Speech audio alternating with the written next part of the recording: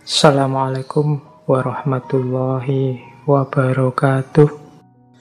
Jadi eksistensialisme itu di situ mungkin saya petakan sedikit ya untuk sebelum kita masuk ke gagasan eksistensialismenya Karl Jaspers ini. Jadi eksistensialisme itu berarti yang pertama berhubungan dengan pengalaman nyata, berhubungan dengan jati diri konkretnya manusia. Apa yang dia wujudkan, apa yang dia lakukan, apa yang dia nyatakan.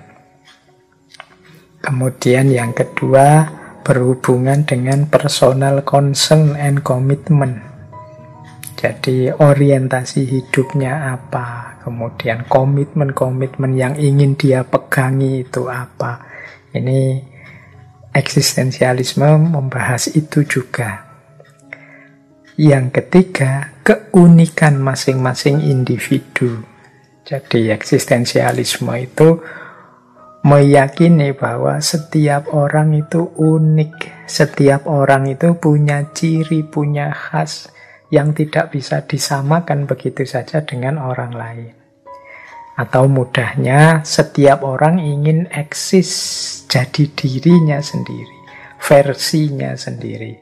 Sehingga kita harus membahasnya satu-satu, tidak bisa disamakan begitu saja. Nah, inilah eksistensialisme. Makanya eksistensialisme itu cirinya adalah yang pertama individual. Jadi individual itu berarti membahas individu per individu. Bagaimana dia berlaku, bagaimana dia menjalani hidup versi dirinya. Kemudian yang kedua, otentik. Otentik itu berarti apa adanya, sesuai yang dia inginkan, sesuai yang ingin dia wujudkan. Jadi otentik versiku, jadi hidup ini versiku. Orang yang eksis itu orang yang menjadi dirinya sendiri. Jadi secara otentik. Yang ketiga ada ciri non-conformity. Non-conformity itu tidak hanya ikut saja, tidak hanya manut saja, mengalir saja kemana arah angin bertiup. Kayak kita kalau pas lagi romantik itu kan begitu. Pak, saya ikut arus saja Pak, hidup ini saya jalani apa adanya saja. Yang lain ke utara, saya ke utara, yang lain ke barat, saya ke barat. Nah, ini namanya tidak eksis.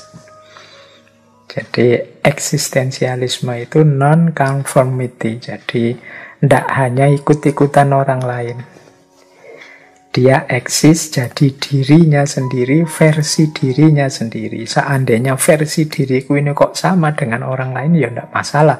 Tapi kan itu dariku, keinginanku, sesuai yang aku inginkan. Nah, ini ciri ketiga dari eksistensialis. Ciri yang keempat dalam eksistensialisme itu adalah freedom of choice. Jadi kebebasan milih. Ya tentu saja kalau tidak bebas, orang tidak bisa disebut eksis jadi dirinya sendiri. Orang tidak bisa disebut otentik. Saya itu orangnya baik sekali, tapi karena dipaksa.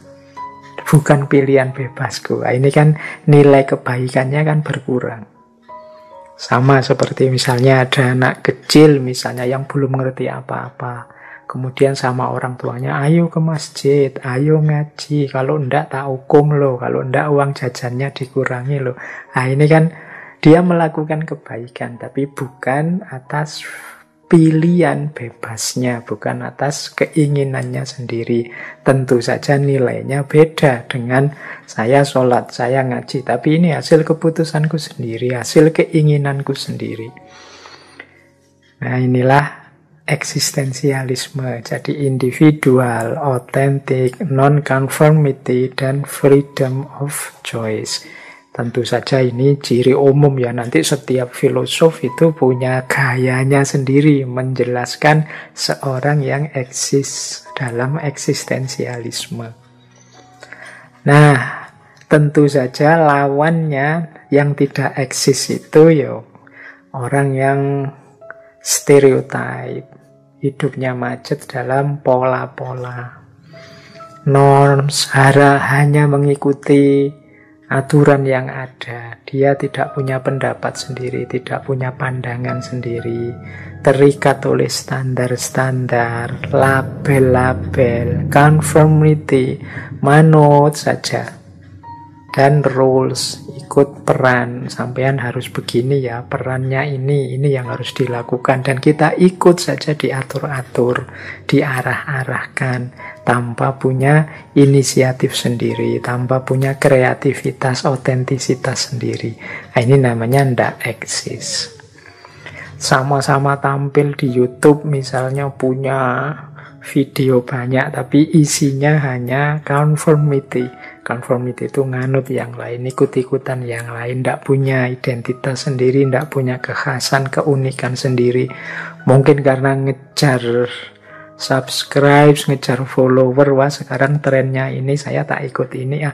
Kita melakukan itu tanpa ada passion, tanpa ada keinginan dari dalam diri kita sendiri bahwa kita memang suka dengan itu, hanya karena ingin di-like orang, dijempoli orang. Nah, ini sebenarnya namanya kita tidak sedang eksis, karena kita tidak menyatakan diri kita sendiri, kita hanya mengikuti orang lain.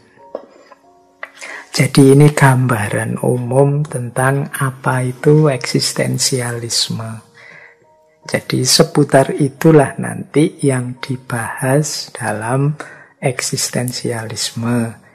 Ya teman-teman kalau ingin lebih detail lagi mungkin bisa direfer rekaman-rekaman lama. Kalau tidak salah dulu sebelum membahas para filosof eksistensialis ini ada satu sesi khusus saya membahas tentang pengantar untuk memahami eksistensialisme.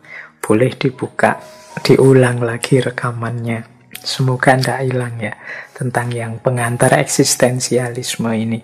Atau teman-teman ya, kalau ingin lebih ampuh lagi ya, membaca buku-buku tentang eksistensialisme dan tokoh-tokohnya banyak. Oke, untuk malam hari ini saya cukupkan sekian dulu. Mohon maaf kalau ada yang kurang berkenan, mungkin 1-2 kekurangan apa, mohon dimaklumi. Kalau ada kekhilafan, kealpaan yang teman-teman ngerti benernya seperti apa, ya silahkan disampaikan. Kurang lebihnya mohon maaf. Wallahul muwaffiq, wallahu a'lam bissawab. Wassalamualaikum warahmatullahi wabarakatuh.